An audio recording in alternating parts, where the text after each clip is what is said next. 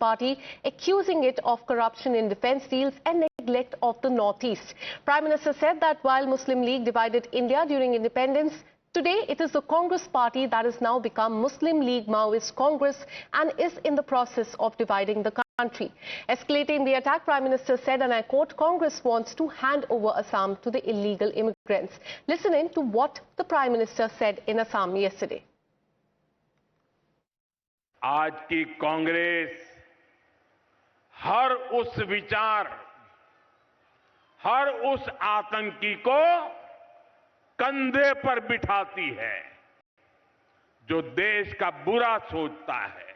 आजादी के समय मुस्लिम लीग ने देश का बंटवारा कराया। अब आज की कांग्रेस मुस्लिम लीगी माओवादी कांग्रेस बनकर फिर देश बांटने में जुट गई है। ये एमएमसी है, माओवादी मुस्लिम लीगी कांग्रेस। 10 वर्ष सत्ता से बाहर रहने की वजह से कांग्रेस और ज्यादा जहरीली हो गई है।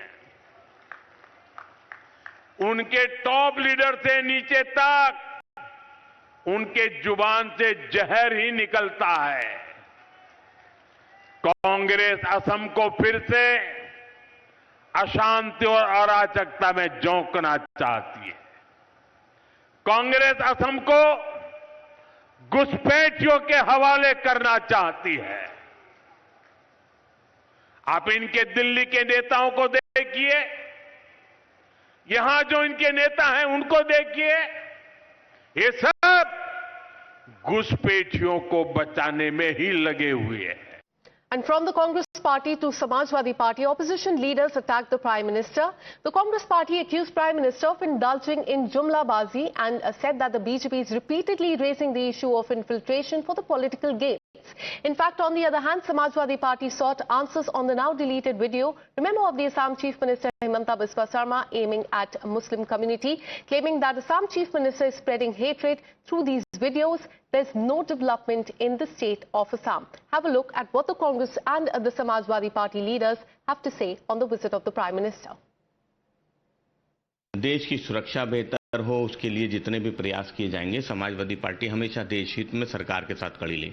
लेकिन आज जब प्रधानमंत्री जी आसाम जा रहे हैं तो जरूर आसाम के मुख्यमंत्री जी से और आसाम की सरकार से पूछना चाहिए कि जिस तरह से अल्पसंख्यकों के खिलाफ नफरती माहौल फैलाने का काम खुद मुख्यमंत्री कर रहे हैं, उस पर प्रधानमंत्री जी का क्या कहना है, उसका इंतजार जरूर रहेगा।